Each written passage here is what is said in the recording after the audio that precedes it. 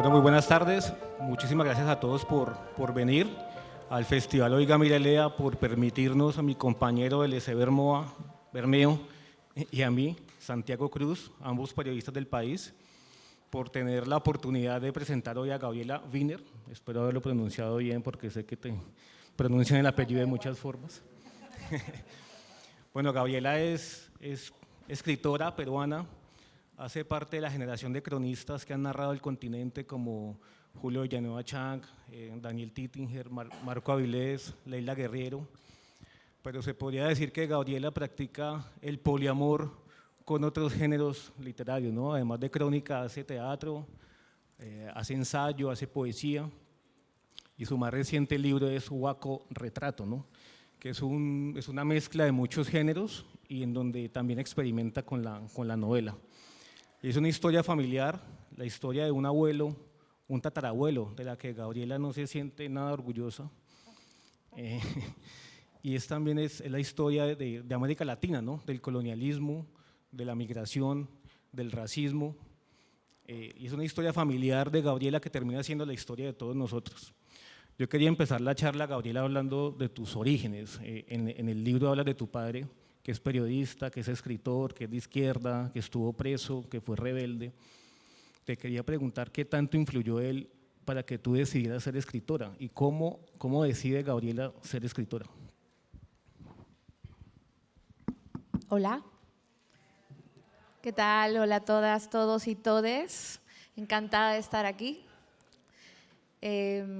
Muchísimas gracias a los presentadores, muchísimas gracias a la biblioteca por la invitación y por haber organizado este espacio tan acogedor, con esta mesa tan rara que no sé si lavarme los dientes o hablar. No sabemos qué libros están siendo expuestos, estoy haciendo de publicidad algún libro, no sé, de Hitler o… Avisen que es correcto, ¿no? Vale. Bueno, estoy muy contenta de estar aquí. Bueno, qué bueno que me preguntes por mi padre, porque es uno de los personajes de la novela. Evidentemente, un padre siempre es un personaje novelesco. No es exactamente mi padre, pero es un padre que podría ser también el padre de muchas de nosotras. Un padre que tiene una ética hacia el mundo y una ética hacia adentro de la casa, aunque sea de izquierdas, o precisamente por eso, a mí me ha tocado, a su muerte obviamente, rebuscar en sus reveses, ¿no? En el revés del afecto, en el revés de la idealización y del amor incuestionable hacia un padre, pero que en esa búsqueda de identidad, que es todo nuestro derecho también, me ha tocado también verle sus claroscuros, ¿no? Todo ese otro lado. ¿Y por qué? Porque mi libro, Huaco Retrato, es un libro que intenta hablar sobre estructuras, ¿no? Sobre las violencias que nos han atravesado a través de los siglos y las violencias que vienen de los padres, por eso se llaman patriarcales, porque vienen de los patriarcas, de las figuras masculinas, de las familias o de nuestra propia historia, la historia con mayúsculas, nos han marcado más de lo que creemos. Y así como podemos tener un antepasado como es el tatarabuelo del que hablabas, que es uno de los personajes centrales del libro, básicamente el antagonista de la Gabriela de la historia. El padre, digamos, es una figura mucho más noble, digamos, mucho más querida para la narradora. Es un lugar de afecto, pero también de cuestionamiento por su doble vida y por, digamos, la manera tan desorganizada que tuvo de querer, pero sigue siendo una inspiración para ella y lo fue para mí como ya fuera del libro, como persona. Desde muy pequeña lo vi trabajando en medios de prensa, nunca periódicos de grandes empresas periodísticas, sino periódicos pequeños, órganos de los partidos de izquierda donde él militaba, lugares que yo como periodista que me hice luego veía desde una especie de superioridad y con desprecio, ¿no? Eso que hace no es periodismo de verdad, ¿no? Y me ha tocado revisarme y buscar también en su historia, ¿no? Y, por ejemplo, recordar una experiencia de mi padre que fue que junto a los trabajadores del periódico Observador, donde él trabajaba, expropiaron el periódico a los dueños. Fue increíble, fue una experiencia de cooperativa, de gestión de un periódico en el que mi padre, periodista, analista político, se convierte en una especie de gerente también del periódico, ¿no? Entonces me parece una historia increíble, ¿no? O sea, mi padre todavía me sigue dando insumos y fuentes para la imaginación.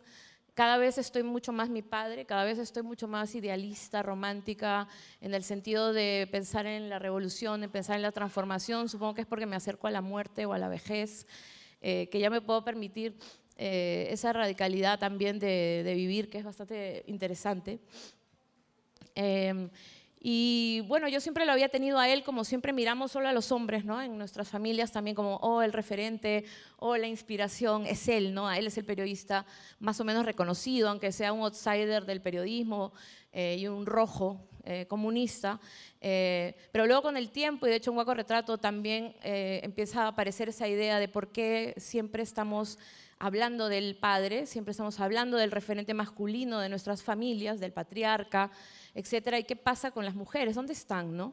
En el caso de Guaco Retrato, ¿dónde estaba la tatarabuela, de la que solo se sabía el nombre, pero que no existe ni una foto de ella, ni ninguna huella, ¿no?, que haya dejado en la familia? ¿O qué pasa con mi madre, ¿no? ¿Qué pasa con las mujeres que nos han antecedido? Y en mi caso, luego descubrí que mi madre también escribe desde un lugar muy distinto al de mi padre, no analítico ni intelectual, sino afectivo, absolutamente entrañable, y que esa escritura también es un tipo de escritura que yo he heredado, una escritura salida de su propia experiencia vital. Mi abuelo, su padre, por ejemplo, tiene 104 años y hace un año publicó el segundo tomo de su autobiografía. Y va por los 15 años, o sea, no sé cuántos años más piensa vivir para poder contar 104 años de vida.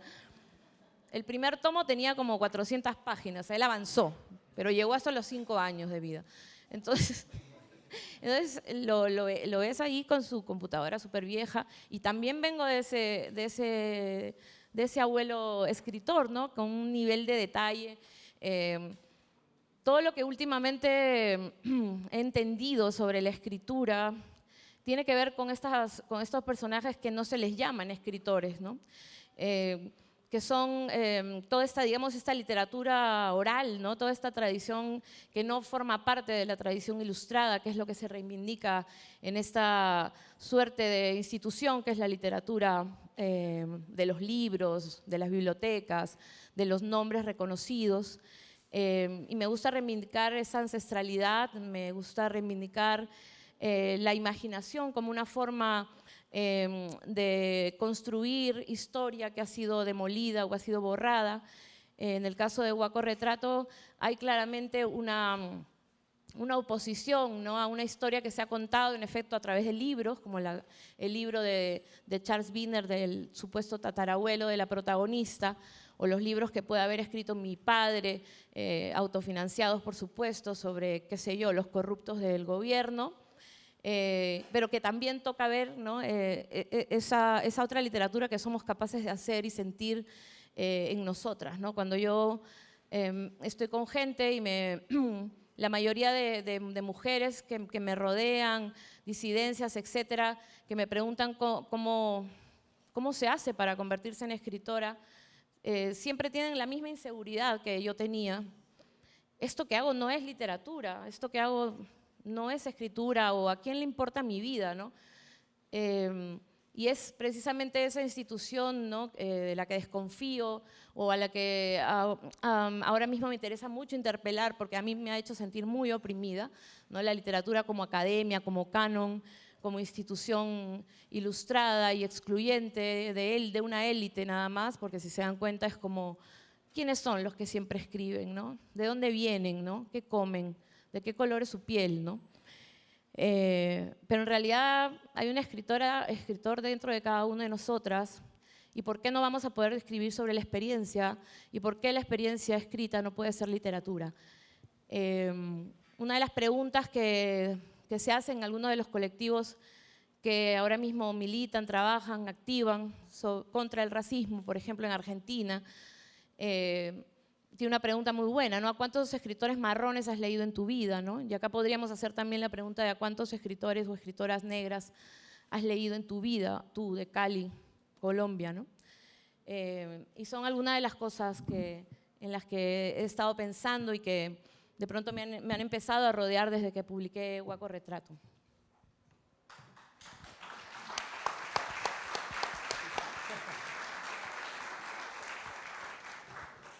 Bueno, yo ahora quisiera como devolverme un poco a tu primer libro, a Sexografías, que de hecho se publicó una nueva edición este año, y es cómo fue evolucionando esa voz que tú empezaste a construir allí, esa voz en primera persona, que empezó como con estos desafíos a la moral, con estos desafíos a la heteronormatividad de toda Latinoamérica, y cómo digamos como de esa extroversión fuiste pasando a que esa voz adquiriera ahora toda la fuerza que proyectas en Guaco Retrato y que sigue siendo desafiante pero a otros niveles, ¿no? Entonces, si nos puedes contar un poco cómo construiste esa voz en primera persona tan distintiva de tu obra periodística como de tu literatura. Sí, por un lado era lo que simplemente me brotó como cuando empecé a escribir, probablemente influenciada también por los primeros libros que leí, ¿no? Yo soy peruana, nací en Lima, Perú. El Perú es un país que tiene solo dos cosas buenas, la comida y los poetas. Yo directamente podría vivir solo comiendo ceviche y leyendo a César Vallejo. No necesito nada más. Aquí seguro en Colombia también tendrán sus platos y sus escritoras, ¿no? Y en ese momento, claro, creo que me dieron a leer a Vallejo a los 6 años, lo cual ya te intoxica para siempre, ¿no? De literatura. Y además te pone el listón muy alto. Y además la voz de Vallejo, es verdad que tiene muchas voces también, pero tiene una voz en primera persona, como bueno, suele tener buena parte de la poesía también, absolutamente exacerbada y fundamental, ¿no? Como desde un lugar muy trascendente, ¿no? Y a Vallejo, comunista, alguien como muy comprometido con la realidad, con el dolor del mundo, le tocó vivir varias guerras, como la Guerra Civil Española, y sobre todo eso escribió desde un lugar muy humano y muy solidario también. Esa voz estuvo siempre en mí. Luego leí muchísimo también a mujeres, o eso fue finalmente lo que me atrajo leer. Así que ese tipo de poesía que salía del cuerpo, que salía sobre todo de las poetas de mi país, ¿no? De Blanca Varela, de Carmen Ollé, escritoras que escribían desde las vísceras, desde las experiencias de su cuerpo, fue algo que también me marcó. De alguna manera el yo ya estaba, ¿no? Esta autorreferencialidad que puede ser tan pesada también y cargosa, yo la elaboraba incluso antes de concebirme como una escritora, es decir, llegaba a algún sitio y empezaba a hablar de mí. Y de las cosas que empiezas a hablar, pues son de tus primeras batallitas o hazañas, ¿no? De vida. Y en mi caso tenían que ver eso, con mis experiencias sobre el deseo, en torno al deseo, ¿no? O al no deseo, ¿no? O también lo duro, lo difícil que era poder expresarte libremente sobre tu sexualidad, sobre tu orientación sexual, sobre tu identidad. No eran temas fáciles en los 80, ni en los 90, ni en los 2000, y sigue siendo complicado pese a los avances que vemos evidentemente. Y siempre fue para mí como un territorio que yo quería abrir, ¿no? Quizá porque también tenía mucha atracción por todo eso que estaba cerrado, por todo eso que era tabú, todo eso que se callaba. Es decir, tiene mucho sentido que yo haya escrito sobre el cuerpo y sobre el deseo, y después haya escrito sobre los secretos familiares, ¿no? En Guaco Retrato. Es decir, me atrae, ¿no? Me atrae lo que se calla, me atrae, y siempre fui también esa persona en casa que era la que estaba mirando en todos los cajones a ver qué había escondido. Así que en Guaco Retrato me llamo la detective del familiar para darme un poquito de credibilidad, ¿no? de seriedad a lo que evidentemente es algo que está mal, ¿no? Hacer. Pero bueno, para escribir a veces pues hay que tener ciertas tendencias así un poco peligrosas. Creo que escribí sexografías porque tuve la suerte de ser en ese momento la cuota de mujer que necesitaba una revista o un medio de comunicación o lo que sea, que empezaban tímidamente a darnos espacios para hablar desde esos lugares, ¿no? Esas cositas de mujeres. Y todavía iban a faltar muchos años hasta que eso se considerara un lugar con algo de crédito y de prestigio, ¿no? Una revista de etiqueta negra no ibas a llenarla de escritoras que hablaban del género, del cuerpo, del amor, de la sexualidad, pero una estaba bien. Y así empecé a escribir mis crónicas con una especie de idea también que luego me di cuenta que era así, ¿no? Un poco serial, ¿no? Estaba creando un libro, ¿no? A través del tiempo, una crónica tras otra que fueron juntándose. Eran unas historias que si tú escuchas los nombres, pues polígamos, dóminas, actores porno, donación de óvulos, en fin, rituales de ayahuasca suena pues a un programa de los principios de los 2000, de puro sensacionalismo, ¿no? Pero bueno, estos son solo los titulares, ¿no? En realidad creo que Sexografías, más allá que se haya hablado de que es un libro de periodismo bonzo y es un libro de alguien atrevida o audaz, en realidad es un libro muy intimista también, muy tierno, tiene humor. La manera en que la voz narrativa se va metiendo en las historias, en los cuerpos de los otros, también es una forma en que ella vehicula también su propia historia, de alguna manera como una especie de devolución o tributo a las personas con las que se va encontrando en el camino, porque es verdad que los periodistas solemos ser muy saqueadores, ¿no? Muy extractivistas, como Charles Wiener. Vamos, sacamos lo que nos interesa, lo escribimos, lo publicamos y chao, nos vamos, ¿no? Y eso siempre me ha traído como culpabilidad, ¿no? Sobre todo cuando se trata de historias de marginalidad, de historias de pobreza. Y de alguna manera no podía no involucrarme. Y eso fue lo que hice, ¿no? Tal vez ese es mi único libro en el que las personas que aparecen ahí, sus historias, no son personas que son cercanas o con las que tenga vínculos reales, ¿no? Es como mis historias más periodísticas, ¿no? Yo me acerco a unas realidades que no son las mías necesariamente, pero sí que tengo otro tipo de vínculos, ¿no? O sea, creo que las historias y las experiencias de sexografía marcarían mi vida para siempre, tal cual. Soy una escritora de la vida, con lo cual cada cosa que he escrito me ha cambiado. Igual es pretencioso decirlo, pero tampoco escribo tantos libros, he escrito los libros que he podido. Entonces he pasado por la experiencia del amor y lo he escrito, he pasado por la experiencia del deseo y lo he escrito, he pasado por experiencias, en fin, de la maternidad, por ejemplo, y todo lo que va ocurriendo en la vida me va ocurriendo, he ido escribiéndolo desde este lugar autobiográfico antes de meterme en Guaco Retrato por primera vez con algo ficcional, ¿no? Pero hasta entonces no había un poco diferencia entre mi vida y mi escritura, es decir, ya no sabía si vivía para escribir o escribía para vivir.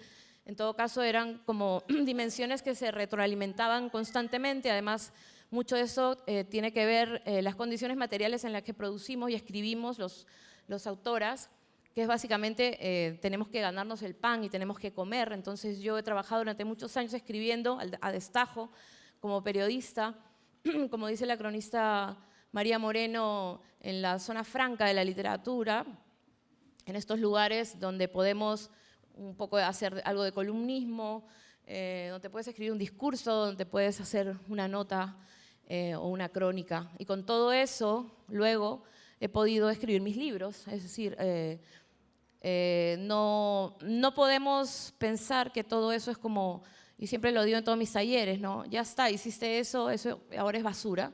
Yo lo que hago en todos mis talleres es decir, recupera tu basura, recupera eso que te han dicho que es basura, busca en tus cajones, saca esos papeles que te dijeron que no servían para nada y mira ahí si no hay historias. Mira ahí si no hay algo que puedas conectar con tus historias del presente y de repente ahí tienes un libro. Así escribimos las que escribimos de la experiencia, ¿no? Y como evidentemente todo también es ficción o todo también es interpretación o todo también es subjetividad, de repente te sale un libro como Guaco Retrato, que tú, por supuesto, nadie cree que es ficción y todos piensan que es mi vida, ¿no? Pero cuando publiqué Sexografías, todo el mundo pensaba que me lo había inventado, no podían creer que yo hubiera vivido esas cosas, ¿no? Pero que tú, ¿cómo te has metido en una cárcel de máxima peligrosidad si no te pasas por la novia de un preso y te has quedado ahí atrapada para leer los tatuajes de los presos? Les has dicho que se quiten la ropa, pero si… No puede ser, no te lo has inventado, no, sí. Entonces, como no me creen, diga lo que diga, si he hecho no ficción o he hecho autoficción o he hecho ficción, ya no digo nada. De hecho, es como ya tienen más autoridad que yo para decir lo que yo escribo, ¿no? O sea, Guaco Retrato, de hecho, como que nominado a premios de no ficción, reseñado en secciones de no ficción. Todavía, ahora mismo hay varios profesores, no sé, en universidades que están dictando Guaco Retrato en sus cursos de crónica y no ficción. Ok.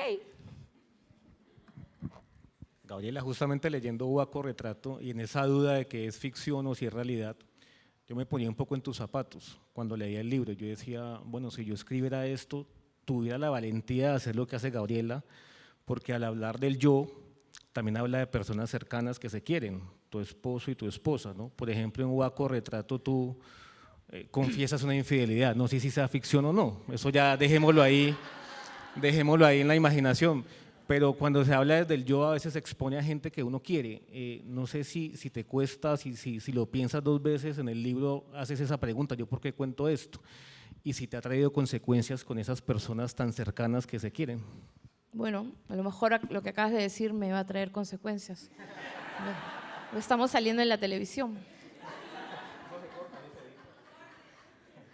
Bueno, por ejemplo, mi obra Qué locura enamorarme yo de ti, que tienen alguna gente en la mano, que es un libro sobre el poliamor, sobre mi historia de mi familia y de mi relación a tres. Yo lo escribí como un libro testimonial, documental, fue originalmente una obra de teatro testimonial, documental, que ahora mismo es un libro de ficción. Ahora mismo se ha convertido dramáticamente en ficción. Es más, se convirtió en el escenario, se convirtió en una obra de ficción mientras la actuaba. Qué loco, ¿no? Sé cómo se mueve la literatura, es así.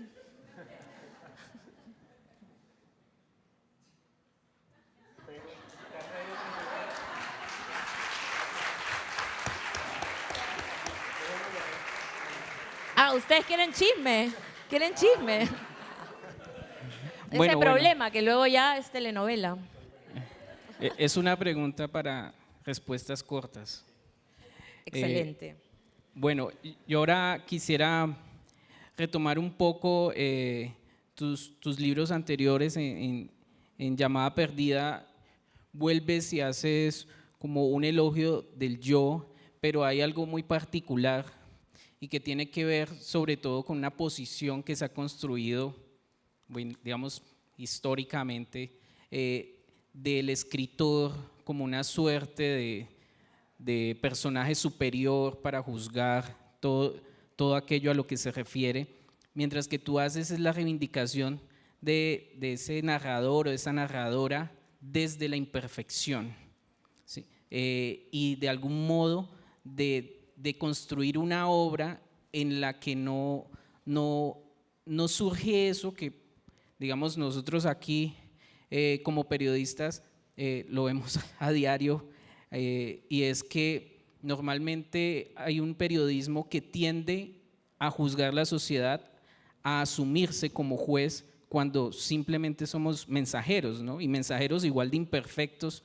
de aquello de lo que estamos hablando. Entonces me gustaría, si puedes contarnos un poco de esa posición que tienes de narrar desde lo imperfecto, desde el yo imperfecto. Bueno, ahora el periodismo, por ejemplo, que no es independiente, el mensaje que mandan casi siempre es el mensaje que quiere su empresa periodística, ¿no? Ese es el mensaje que quieren hacer llegar. Creo que en los últimos años lo único que vemos, ¿no?, es el papel más bochornoso de los medios de comunicación como empresas, ¿no?, como corporaciones con intereses económicos concretos y políticos. Y cada vez es más difícil ser periodista, ¿no?, y ganarse la vida así. Todos hemos trabajado en periódicos de derechas porque no nos ha quedado otra, ¿no? O sea, salvo mi padre, yo lo veo bien difícil, ¿no? O sea, trabajar en medios de izquierda, poderte ganar la vida, etcétera. A mí, bueno, pronto me hice freelance, o sea, ya llevo muchos años escribiendo fuera de los medios de prensa, es decir, como externa. Pero he tenido columnas en medios desde fuera, en medios periodísticos, pero hasta de los periódicos de izquierda, por ejemplo del Perú, me han terminado echando porque tenían la necesidad de cuestionar al propio medio, es más, o sea, tenían la urgencia de hacerlo, o sea, tenían la tendencia a querer criticar, ¿no?, un periódico, ¿no?, en el que salían las caras de los columnistas en la portada del periódico, yo era la única carita rodeada de 8 hombres. ¿Cómo no iba a decirlo? Hacía capturas de la web, ese día lo ponía en Twitter, ¿no? Y así muchas mujeres llevamos mucho tiempo obsesionadas también con la paridad y algunas ya también hemos tirado la toalla, ¿no?, porque luego también hay cada mujer. Dios, como la dictadora que está en mi país en ese momento, Dina Asesina, que básicamente no representa, ¿no?, los intereses de las mujeres ni de nadie que sufra, ni de, por supuesto, su pueblo, y tiene el 90 y tantos de porcentaje de desaprobación, y sin embargo los medios de mi país parece que no pasara nada y que tuviéramos la primera presidenta mujer y le hacen fotos en la calle con su modelito y hablan de su ropa. Entonces, claro, no es difícil parecer un periodista decente en estos tiempos solamente por señalar este tipo de cosas.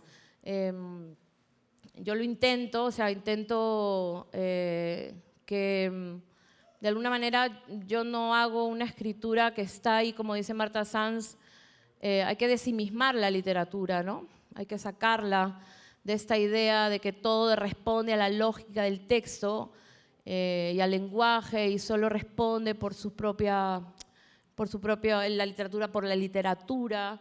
O sea, yo cuando estudiaba literatura a mí me contaban todo eso, ¿sabes? Y estoy aburrida de eso. Entonces, a mí me ha interesado siempre escribir sobre la realidad, escribir sobre lo que pasa, que lo que escriba se vuelva también un tema de debate. Como te digo, mi periodismo y mi literatura siempre han estado en correspondencia. Cuando me ha tocado, en realidad es que no he hecho casi periodismo objetivo, ¿no? O sea, por suerte me las ingenié para meterme y hacer un periodismo desde mi mirada, tuve ese privilegio, haciendo, por ejemplo, crónica, pero incluso dentro de la propia crónica,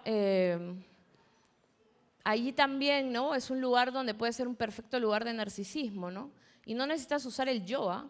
Ni siquiera necesitas usar la primera persona para que eso se convierta en un baile del ego absoluto y de un lenguaje precioso y una historia bellísima, y cada vez más como alejada de la vida real de esas personajes y de esas historias que contamos. Yo en ese sentido he tenido casi como una responsabilidad ahí social con mi propio trabajo de siempre estar cuestionando mi lugar en la escena y mi lugar, el lugar desde el que estoy contando. Entonces, yo cuando escribo crónicas, o escribía, cada vez es más difícil, me colocaba en un lugar que, bueno, mira, te voy a hablar desde mis prejuicios aquí.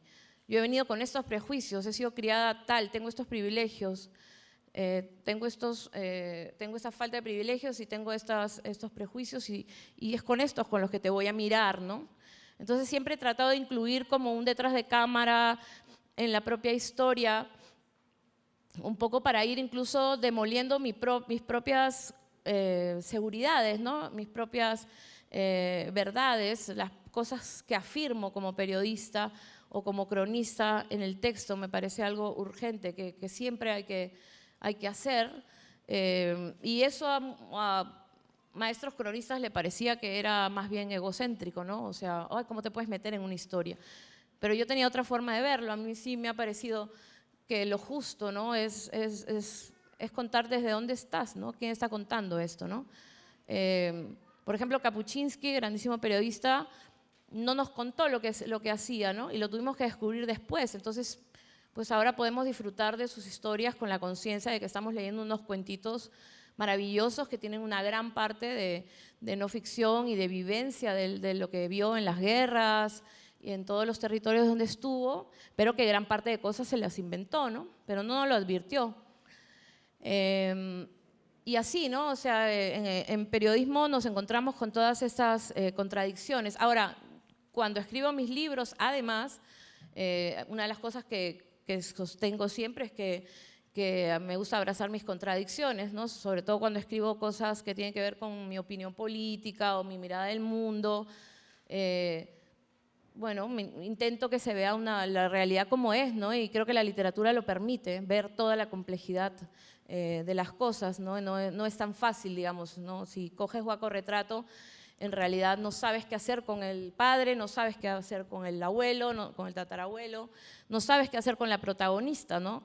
No estás desde luego de su lado, pero tampoco estás en el otro bando necesariamente, ¿no? Creo que eso es lo que permite la literatura, ¿no? Asomarnos a este lugar del mundo sin solución, o sea, que es finalmente el único lugar en donde estamos. Y además, aunque se escriba en tercera persona, uno siempre escribe en primera persona en realidad, ¿no? Pero bueno, hablando de crónicas, ahorita decías que escribías crónicas. Te quería preguntar por el panorama de la crónica hoy en Latinoamérica, y bueno, tú vives en España, no sé si en España sea diferente, pero yo siento que en Latinoamérica pues se está acabando la crónica, Etiqueta Negra se acabó, Gato Pardo quedó pues reducida a México, antes era latinoamericana, Soho se acabó, y en los periódicos, en los diarios casi no se hace crónica, ¿no? Ahora se hace nota SEO, el contenido lo determina las búsquedas de la audiencia en Google o las conversaciones en redes sociales. En ese contexto, ¿cómo ves la crónica y si aspiras a seguir haciendo crónica en este momento? O sea, creo que ahora mismo, digamos, nuestro consumo de historias es brutal.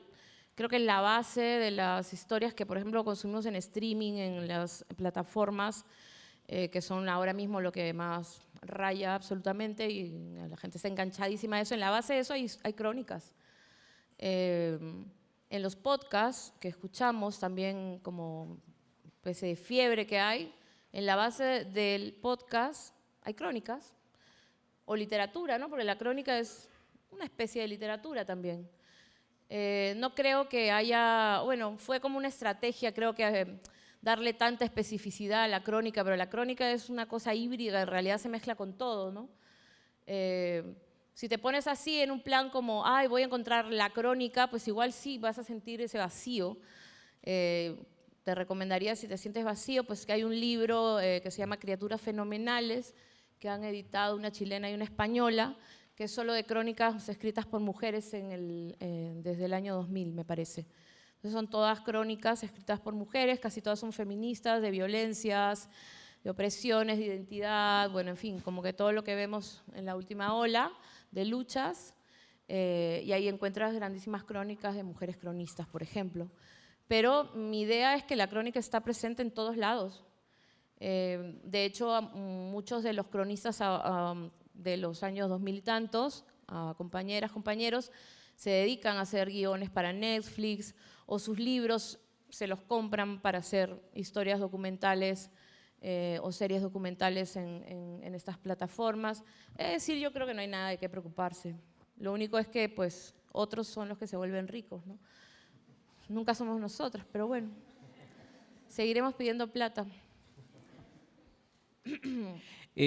Precisamente en el libro que mencionas, Criaturas Fenomenales, allí escribes un prólogo que el título parodia mucho la gran leyenda de los cronistas latinoamericanos, de los cronistas de Indias, y tú lo titulas las Indias de la Crónica, ¿sí?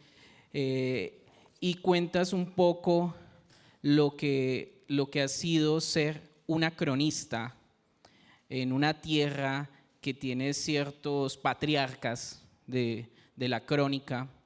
Me gustaría preguntarte cómo has visto, desde luego, cómo ha evolucionado para bien o para mal, o cómo estamos en este momento en términos de crónica y el lugar que ahora tienen las cronistas, ¿no? Y también un poco como qué diferencia realmente a las cronistas, porque de algún modo abrieron un mundo que estaba completamente cerrado, ¿no? Por ejemplo, sexografías, si bien el tema es la sexualidad, pero es una sexualidad narrada desde el deseo, desde las perspectivas de las mujeres, pero también de los trans, también desde las embarazadas, que de algún modo es un mundo que siempre ha estado allí, pero que nunca ha pasado a esa gran narrativa, ¿no?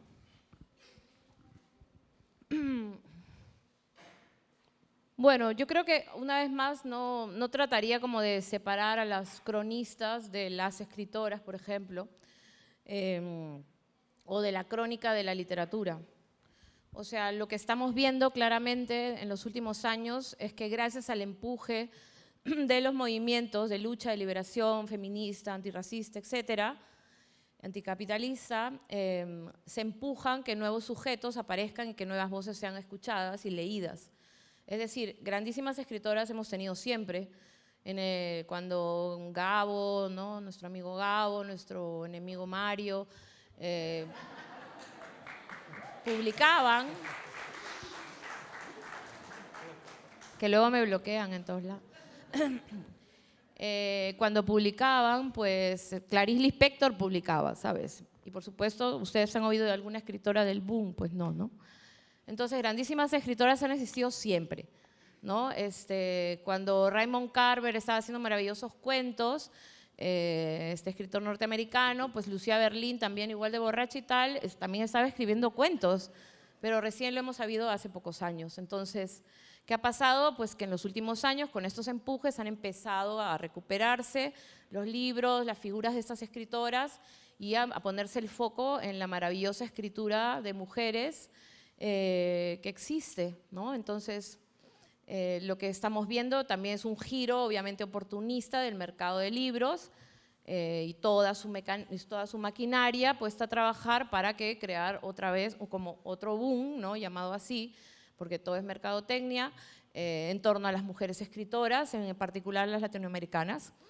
Que eso cuestiona en algo su calidad, no, evidentemente, ¿no? O sea, están haciendo grandísima literatura, solamente que ahora se le pone mucho más el foco y se pone más atención, por lo tanto salen más en los periódicos, por lo tanto salen más en las listas de los premios, por lo tanto ganan más premios, por lo tanto las traducen más y ojalá estén ganando más dinero, porque como no hablamos de dinero entre las escritoras todavía como deberíamos, pues no lo sabemos bien, pero ojalá. Entonces, a mí lo que me interesa más es que empecemos a hablar de eso, de que ahora mismo, ¿no? Como hay cierto poder, ¿no? en las escritoras latinoamericanas, evidentemente, como dije al principio, pertenecen casi todas, ¿no? pues a una élite intelectual, ¿no? O sea, si no lo es también de clase, pero sí. Y lo que a veces, ¿no? O sea, tengo miedo, ¿no? De que nos convirtamos en Gabo, ¿no? En Vargas Llosa. O sea, me da miedo que nos volvamos así exitosísimas mujeres, que lo único que queremos es que nos hagan fotos en nuestra casa en la playa, ¿no? Y con nuestras estanterías llenas de libros preciosos, de antiguas ediciones, ¿no? y embolsarnos el dinero, 7, 8 que nos embolsan la pasta y el resto, chao, que se jodan, ¿no? Entonces, no sé, a ver si lo hacemos distinto, ¿no? Tengo como la ilusión, la esperanza de poder hacerlo distinto, de que nuestras ideas feministas, nuestras teorías feministas se hagan práctica distinta, ¿no? O sea, que podamos pensar en las demás, que podamos crear de manera colectiva también, acompañarnos, sindicalizarnos, luchar juntas por nuestros derechos, con todas las otras mujeres, no solamente por ser escritoras, finalmente somos unas trabajadoras de las letras, ¿no? Como toda trabajadora, y ya está. O sea, quienes nos contaron el cuento de que los escritores éramos tocados por la magia, ¿no? Y que merecían estar ahí en castillos, ¿no? Fueron ellos, ¿no? O sea, el siglo XX. No tenemos que hacerlo igual, no me interesa hacerlo igual. En España hemos creado un proyecto ahora entre varias compañeras, escritoras, con bastantes compañeras aliadas también, que se llama Sudacasa. Es un proyecto de una casa, escuela, de refugio y de creación. Esperamos que sea una residencia también para que pueda venir gente becada. Estamos buscando subvenciones, plata, apoyos. Pronto vamos a lanzar un crowdfunding. Ya síganos en nuestras redes, Sudacasa en Instagram y también en la web. Pueden revisar el proyecto. La idea es un espacio para las escrituras del sur, sudacas, migrantes en el Reino de España, en el centro del poder colonial. Que ahí estamos, pues, ¿no? Como siempre, ahí tratando de chupar algo, de que nos devuelvan el oro, y de ahí no nos moveremos, amigas. Las esperamos para ese trabajo tan importante que es.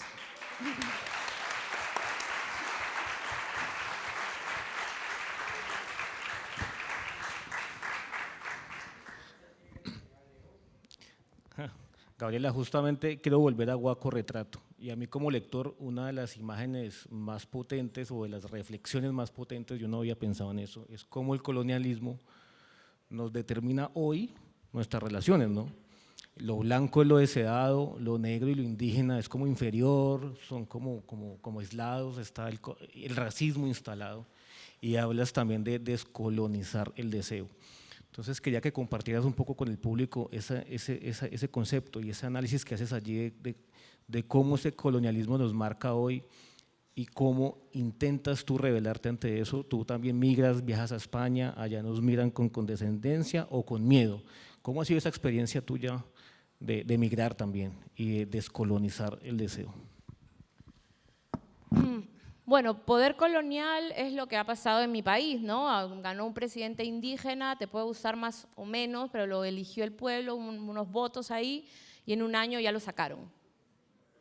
Eso es colonia absoluta, ¿no? Vigente completamente. ¿Qué pasa? Básicamente es eso, ¿no? O sea, tú, ¿no? Indio o descendiente de indios, no tienes la capacidad ni el derecho, ¿no? de gobernarnos.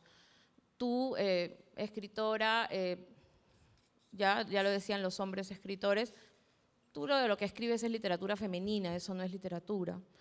Eso es una visión colonial y patriarcal de la literatura, ¿no? Oye, tú, mujer, trans, ¿tú cómo vas a escribir literatura si tú escribes de tu época de la prostitución, ¿no? Eso es mirada patriarcal y colonial. Tú no eres deseable porque tu cuerpo es así, ¿no? Eres marrón, ¿no? No tienes las medidas para ser, ¿no? Una mujer deseable, ¿no? Formar parte del mercado de los cuerpos, no te quedaste afuera, chao. Eso es un poder, evidentemente, de hegemonía, también sobre la belleza y sobre el cuerpo. En términos de raza también hay una hegemonía, ¿no? La hegemonía del blanco, ¿no? La hegemonía de la blanquitud, pues la tiene y si lo analizas rápidamente, quienes tienen los puestos de poder en nuestros países, es porque el poder colonial sigue latente. En nuestros países se organiza el mundo, las familias, el amor, absolutamente desde un lugar de blanqueamiento. Nos han enseñado desde niñas que había que blanquearnos y había que mejorar la raza, ¿no? Nos lo decían todo el tiempo, ¡ay, qué bonito!, ¿no? Salió bien porque salió más blanquita, ¡ay, qué pena, Gabriela, tú eres inteligente! mensajes coloniales y racistas los escuchamos todo el día, pero esto es así de serio. Claramente cuando se revela una mujer, claramente cuando se revela un indio, claramente cuando se revelan y dicen las cosas fuerte a alguien que nunca lo había dicho, ¿no? Porque estábamos con la voz bajita, escondiéndonos un poco, ¿no? No era que no pensáramos o éramos unos tarados, era simplemente que estábamos sufriendo las violencias que tienen que ver con el silenciamiento y la invisibilización. No te hago caso, no existes, ¿no? Descolonizarnos es eso, es dejar de callar, es mirarte al espejo y mirar tu cuerpo y decir, soy deseable, es creer que tus ideas importan, que tu voz merece ser escuchada, es descolonizarse. No estar fijándose, ¿no?, en que te mire el chico, la chica blanca y te haga sentir deseada y valorada, sino, oye, ¿por qué no vamos a follar tú y yo y juntamos nuestras carnes morenas? ¿Qué te parece esta noche en la rumba caleña? Eso.